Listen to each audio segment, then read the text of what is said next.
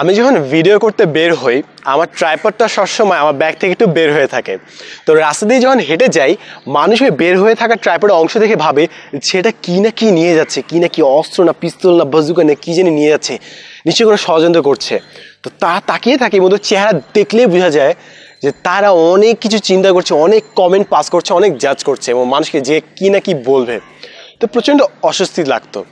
But পরে আমি দেখলাম ভাই আমি তো খারাপ কিছু করি নেই, আমার অস্বস্তিতে ভোগার তো কিছু নেই, ওরা না আমাকে জাজ করছে, ওদের না অস্বস্তিতে ভোগার কথা। তো আমি যদি এখন করি মানুষ মনে করে আমি জায়গায় ও আর জায়গায়, তো আমরা যাচ্ছি যাচ্ছি যাচ্ছি যাচ্ছি যাচ্ছি যাচ্ছি যাচ্ছি যখনই ক্রস হলাম পেছন ফিরে তাকাই এবং খেয়াল করে যে কী নিয়ে যাচ্ছে ছেলেটা, কী নিয়ে যাচ্ছে ছেলেটা। তো যখন এটা হয়, যখনই ক্রস করলাম এবং পিছন ফিরে তাকালো আমি উল্টা ঘুরে তাকাই এবং বলি কিছু বলবেন আঙ্কেল, কিছু বলবেন? স্ট্রেইট চোখের দিকে তাকিয়ে বলি কিছু বলবেন। কারণ হিউম্যান বিহেভিয়ার হচ্ছে যখন তারা খারাপ কিছু করে, অন্য কিছু করে, তখন তারা চুপি সারি জিনিসটা করার চেষ্টা করে এবং মানুষ যখন জাজ করে ওর ভাবে যে সেটা খারাপ কিছু করছে তাই চুপি সারি চলে যাওয়ার কথা। বাট যখনই আমরা উল্টা ঘুরে ওদেরকে প্রশ্ন করবো যে কিছু বলবেন, ক্ল্যারিফাই করি চলেন, ওরা থতমত খেয়ে যাবে, ওরা নিজেরাই ইম্বারেসড হবে যে ওরা বেশিরভাগে তাকিয়েছিল।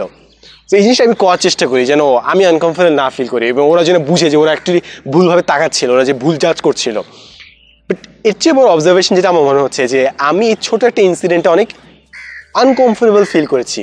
বাট না জানি বাংলাদেশের মেয়েরা কতটা অস্বস্তিতে ভোগ করে। তারা যখন রাস্তায় হেরে যায় সবাই মানে তাকায় থাকে, মানে এইভাবে তাকাতে হয় না, মানে ওরা জীবে মানে চোখ বড় করে খুবই ইম্যাচিউর, খুবই ম্যানার নাই মানে এটা জিনিসটার মধ্যে, মানে এমনভাবে তাকায়। এটা তো মেয়েদের অস্বস্তিতে ভোগার কথা। মানে আমার এই ছোটোখাটো জিনিসই আমি আনকমফোর্টেবল ফিল করি, না জানি মেয়েরা কতটা আনকমফোর্টেবল ফিল করে। অনেকে স্ট্রেইটভাবে তাকায় না, চশমার আড়াল দিয়ে তাকায়, মুখে মুখে বলবে এ কি ড্রেস পরছে, বাট নিজে ঠিকই তাকাবে, ডাবল স্ট্যান্ডার্ডের মতো অনেকটা। তো এই জিনিসগুলো একদিনে তৈরি হয়নি যে এইভাবে তাকায়, মেয়েদেরকে অন্যভাবে অবজেক্ট হিসেবে ট্রিট করে। ইন্টারনেটে আমরা অনেক এরকম কৌতুক দেখি যে মেয়েদেরকে ডাবের সাথে তুলনা করা, অবজেক্টিফিকেশন যেটাকে বলে।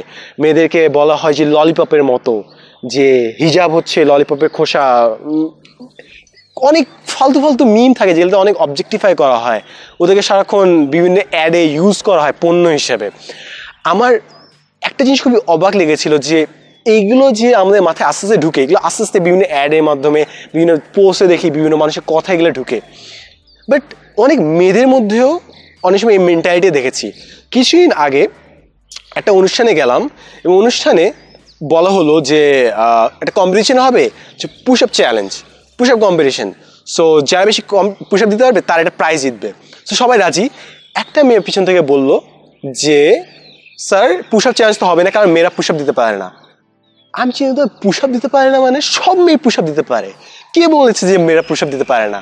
একটা মেয়ের কাছ থেকে যখন শুনলাম যে মেয়েরা পুশ আপ দিতে পারে না, আমার মাথায় এই জিনিসটা আসলো যে খালি ছেলেরা একটা মেন্টালিটি ক্রিয়েট করে না, মেয়েরাও এই জিনিসটা অনেক সময় ধরে রেখেছে। তাদেরও দোষ না, তাদের ফ্যামিলি থেকে তারা মেয়ে ওই জিনিসটা পেয়েছে। আরেকদিন একটা কমেন্ট আমাকে একটা মেয়ে বললো যে ভাইয়া আপনাদের 10 মিনিট স্কুলে যদি ভিউ বাড়াতে চান কিছু মেয়েদেরকে আনেন সুন্দরী, তাহলে ভিউ অনেক বাড়বে। আমি চিন্তা করলাম এটা কেন বলবে ও, যে কেন একটা মেয়েকে আমরা ইউজ করবো? সো খালি ছেলেরাই না, মেয়েদের সাইড থেকে আমি জিনিসটা দেখেছি এবং এই জিনিসটা কোনো ছেলে মেয়ের দোষ, এটা কালচারের দোষ আমাদের, যে কালচারে মেবি আমরা অনেক জিনিস ঠিক মতো শিখায় নেই এবং ঝামেলা হয় কারণ ছেলেরা এইভাবে তাকায়। সো এটা অনেক আনকমফোর্টেবল ফিল করে।